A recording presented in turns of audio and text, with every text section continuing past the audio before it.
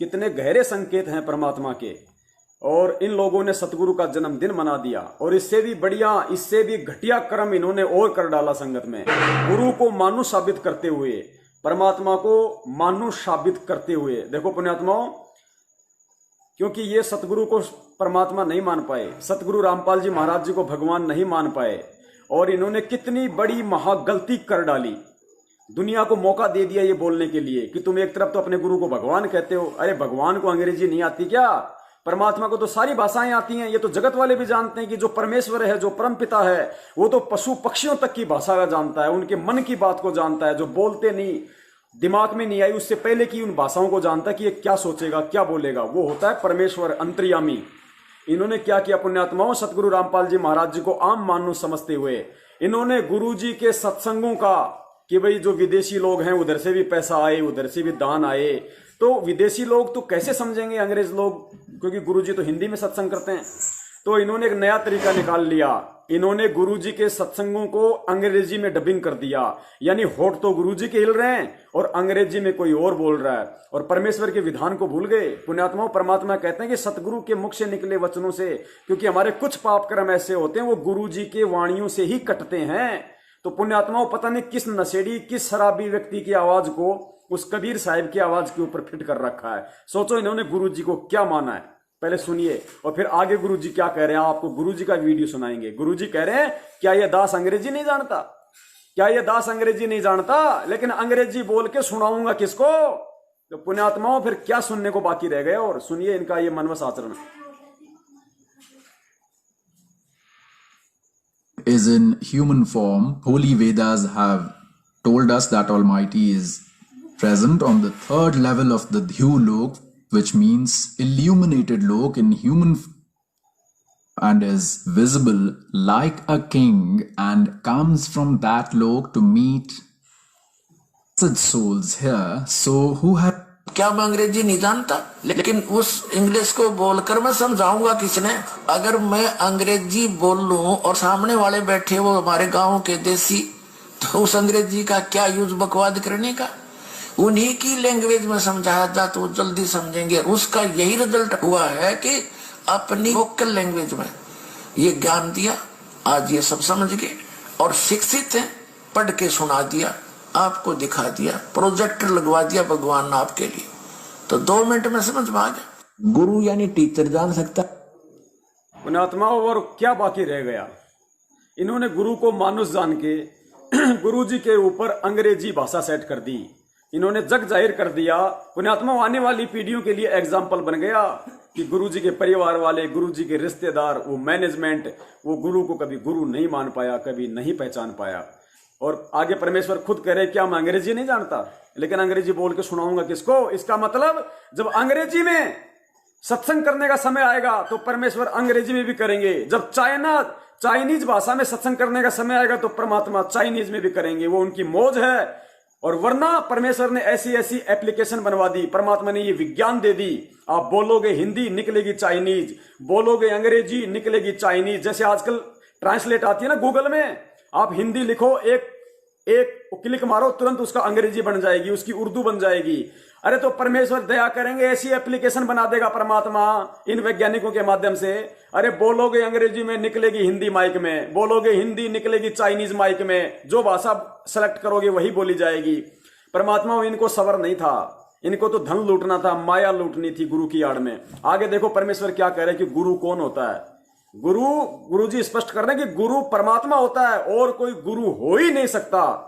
अब और क्या खुल के बताए, क्या फाड़ के बताए सीना कि मैं हूं? समझ में आ गया। गुरु यानी टीचर जान सकता है। आपको बताया कि गुरु कौन है। गुरु भगवान हो सकता है, दूसरा गुरु हो ही नहीं सकता। क्योंकि गुरु सारी, सतगुरु कहो, गुरु कहो, सतगुरु इसलिए कहना पड़ गया कि नकली गुरु नहीं होंगे। नहीं तो गुरु शब्द पर्याप्त है। गुरु माने रास्ता दिखाने वाला, सच्चा रास्ता दिखाने वाला। लेकिन झूठे गुरु हो गए, इसलिए सतगुरु की आवश्यकता पड़ेगी। तो सतगुरु कहो और उसको गुरु कहो, परमात्मा ही आते हैं और वो ही गुरु हो सकते हैं, और गुरु है ही नहीं। बाकी तो गुरु सभी आपको बता दिया। किसी ने बाल काटने सिखा दिया, उसका गुरु हो गया। ये छोटी मोटी अध्यापक शिक्षा को अक्षर ज्ञान करा दिया, उसका वो गुरु हो गया। ये गुरु अलग है। अध्यात्म मार्ग के गुरु का सत्संग में रोल होता है। सच्चाई पुण्यात्माओं, दास को जितनी परमेश्वर ने हिम्मत दी बोलने की, और जितनी परमात्मा ने दास को सद्बुद्धि दी सब शब्द निकालने की, पुण्यात्माओं दास ने परमेश्वर को साक्षी मानकर और सतगुरुदेव जी की सत प्रेरणा से दास ने अपना शिष्य धर्म निभाते हुए तन मन से आप जी के सामने ये सेवा की है। और आज सारनाम हमारा विषय था, और सारनाम के विषय में परमात्मा ने जितना बतवाना था पुण्यात्माओं खुल के आपके सामने रख दिया है कि परमात्मा ने सन 1994 से 2020 तक किसी को भी असली सारनाम नहीं दिया है, क्योंकि असली सारनाम के लायक अभी तो कोई हुआ ही नहीं है। इस वीडियो को देखकर परमात्मा के सत्संगों की गहराई को समझकर कि सारनाम के लायक कौन आत्मा होती है, कब परमेश्वर सारनाम की दया करेंगे ताकि उसके बाद उसका नाम ही खंड ना हो, कोई मर्यादा ही भंग ना हो, वो स्थिति भगत की किस दिन आएगी, कब आएगी, उसके बाद परमेश्वर उस अनमोल जड़ी बूटी की अपने बच्चों पे दया करेंगे।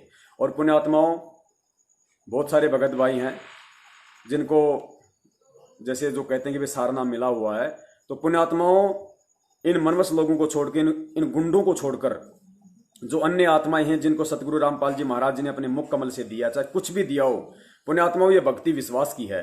सारनाम तो खैर असली नहीं दिया परमात्मा ने, लेकिन ये भगत के ऊपर डिपेंड है।